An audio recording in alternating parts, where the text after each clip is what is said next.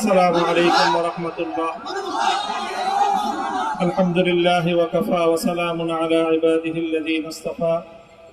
أما بعد فأعوذ بالله من الشيطان الرجيم. بسم الله الرحمن الرحيم. لا تثريب عليكم اليوم يغفر الله لكم وهو أرحم الراحمين. صدق الله العظيم. সমবেত প্রাণপ্রিয় তৌহিদি জনতা, বিভিন্ন স্তরের ধর্মপ্রাণ মুসলমান ভাই ও বন্ধুগণ, ছাত্র বন্ধুগণ এবং প্রিয় এলাকাবাসী, আল্লাহ পাক রব্বুল আলামিনের শুকরিয়া আদায় করি। আল্লাহর দ্বীনের কথা বলার অপরাধে, আল্লাহর দ্বীনের বিজয়ের ঝান্ডা এবং কেতন উড্ডীন করার প্রত্যয় ব্যক্ত করার অপরাধে, আল্লাহর জমিনে আল্লাহর দ্বীন প্রতিষ্ঠার আন্দোলনের অপরাধে আমরা অনেক ভাই কারারুদ্ধ হয়েছিলাম। পর্যায়ক্রমে সকলেই আলহামদুলিল্লাহ জিন্দানখানার লৌহ প্রাচীর ভেদ করে মুক্ত জীবনে ফিরে এসেছে। সর্বশেষ আজ আমার মুক্তির মধ্য দিয়ে 2021 সালে হেফাজতে ইসলাম বাংলাদেশ এবং এদেশের আলেম সমাজের উপর ইতিহাসের অন্যতম এক গভীর ষড়যন্ত্র এবং চক্রান্ত নির্যাতনের যে স্টিম রোলার পরিচালনা করা হয়েছিল, তার আজকে একটি প্রাথমিক অধ্যায়ের পরিসমাপ্তি ঘটল। আমরা অন্যায়ভাবে আমাদেরকে কারারুদ্ধ করা হয়েছে, বুলেটের আঘাতে আমাদের ভাইদেরকে হত্যা করা হয়েছে।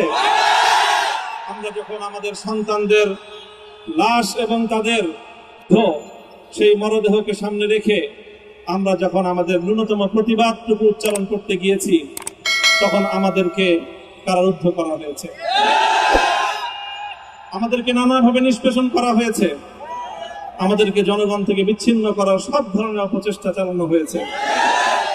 আমি আজ এই মুহূর্তে আমার এই মুক্তি উপলক্ষে আমি বলতে চাই, আমাদের উপর জুলুম করা হয়েছে, এটাকে আমরা সহ্য করে নিলাম। আমাদের ভাইদেরকে হত্যা করা হয়েছে, সেটাও সহ্য করে নিলাম। আমরা আমার সন্তানের লাশ কাঁধে তুলে নিয়েছি, সেটাকেও আমি হাসি মুখে বরণ করে নিলাম।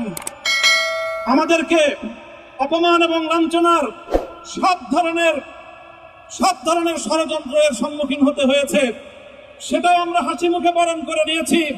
কিন্তু আল্লাহর জমিনে আল্লাহ এবং তার রাসূলের কোনো অসম্মান এক মুহূর্তের জন্য আমরা বরদাস্ত করে নেব না। আমরা আমাদের সর্বোচ্চ ত্যাগ এবং কোরবানি স্বীকার করতে প্রস্তুত রয়েছি, জীবন দিতে প্রস্তুত রয়েছি।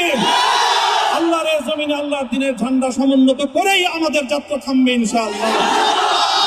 হয়তো শাহাদাত, নয়তো খেলাফত ইনশাআল্লাহ।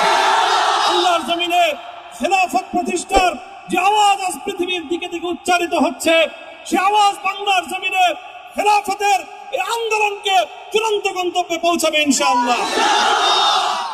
বাংলাদেশের আলেম সমাজ, হেফাজতে ইসলাম বাংলাদেশ সহ বাংলাদেশ খেলাফত মজলিস সহ সকল ভ্রাতৃপ্রতিম সংগঠন, সকল ধর্মপ্রাণ, ইসলামপন্থী বিভিন্ন ছোটখাটো মতভেদ, মতবিরোধ, মত পার্থক্যের ঊর্ধ্বে উঠে যারা এলায়ে কালিমাতুল্লাহর এই এক বাণীতে বিশ্বাসী, আল্লাহর জমিনে আল্লাহর দ্বীন কায়েম করতে চাই, আমাদের তাআলাউ ইলা কালিমাতিন সাওয়াইন বাইনানা ওয়া বাইনাকুম, এই এক মন্ত্র উজ্জীবিত হয়ে আল্লাহর দ্বীনের ঝান্ডা সমুন্নত করবার এই আন্দোলন এবং সংগ্রামে আমি নিজেকে উৎসর্গ করার ঘোষণা করছি।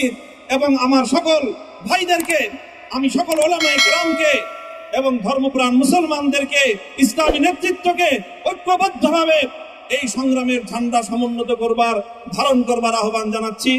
এবং আপনাদের সকলকে আবার শুকরিয়া জ্ঞাপন করছি যে আজকে আপনারা এভাবে আমাকে উৎসাহিত করেছেন, উজ্জীবিত করেছেন। আল্লাহ পাক আপনাদের সকলকে উত্তম বিনিময় দান করুন।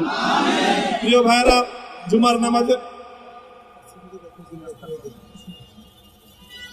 জুমার নামাজের একেবারে ঠিক আগ মুহূর্ত, এখন সব মসজিদগুলোতে জুমার প্রস্তুতি চলছে। আমরা এখন এখানে খুব সংক্ষিপ্ত দোয়ার মাধ্যমে আমাদের আজকের এই প্রোগ্রামের সমাপ্তি ঘোষণা করব। এরপরে ইনশাআল্লাহ প্রত্যেকে সুশৃঙ্খলভাবে যার যার জায়গা মতো বা আশেপাশের মসজিদগুলোতে গিয়ে আপনারা জুমার নামাজ আদায় করবেন। আমি আবারও বলছি, আমি আমার আলোচনার শুরুতে কোরআনে পাকের সেই আয়াতটুকু তেলাওয়াত করেছিলাম, হযরত ইউসুফ আলাইহিস সালাতু ওয়াস সালাম কারামুক্তি এবং প্রকৃত যারা অন্যায়কারী ছিল সেই অন্যায়কারীদের স্বরূপ ওনার সামনে উন্মোচিত হয়ে যাওয়ার পর, জাতির সামনে তাদের স্বরূপ উন্মোচিত হয়ে যাওয়ার পর তিনি যে কথা বলেছিলেন, আমিও নবী ইউসুফ আলাইহিস সালাতু ওয়াস সালামের অনুসারী হিসাবে তার সুরে সুর মিলিয়ে কণ্ঠে কণ্ঠ মিলিয়ে এই কথাই বলতে চাই, লা তাসরিবা আলাইকুমুল ইয়াউম। ব্যক্তিগত আক্রোশের প্রতিশোধ আমরা কারো কাছ থেকে গ্রহণ করব না। সকলকে আহ্বান জানাই, মাদ্রাসা, স্কুল, কলেজ, ভার্সিটি কোন শিক্ষা ব্যবস্থার ছাত্রদের মধ্যে বিভেদ করার বিশ্বাসী নীতিতে মামুনুল হক বিশ্বাস করে না। আসো, স্কুলের ছাত্র আসো, আমার মাদ্রাসার ছাত্র পাশে দাঁড়াও, কলেজ থেকে আসো, ভার্সিটি থেকে আসো, তোমরা হাতে হাত মিলাও, ইনশাআল্লাহ দেশের স্বাধীনতা অক্ষুণ্ণ থাকবে। এদেশের ইসলাম এবং হাজার বছরের যে সাধনা সংগ্রাম, সেই সংগ্রাম বিজয়ী হবে ইনশাআল্লাহ। এই জনপদ ইসলাম এবং মুসলমানদের জন্য হাজার বছর ধরে এখানে কালেমার ঝান্ডা সমুন্নত করবার জন্য আমাদের পূর্বপুরুষরা যে সংগ্রাম করে গেছেন, সেই সংগ্রামকেই আমাদের কাঙ্ক্ষিত গন্তব্যে পৌঁছানোর জন্যই আমরণ এক সাধনা আত্মনিয়োগ করতে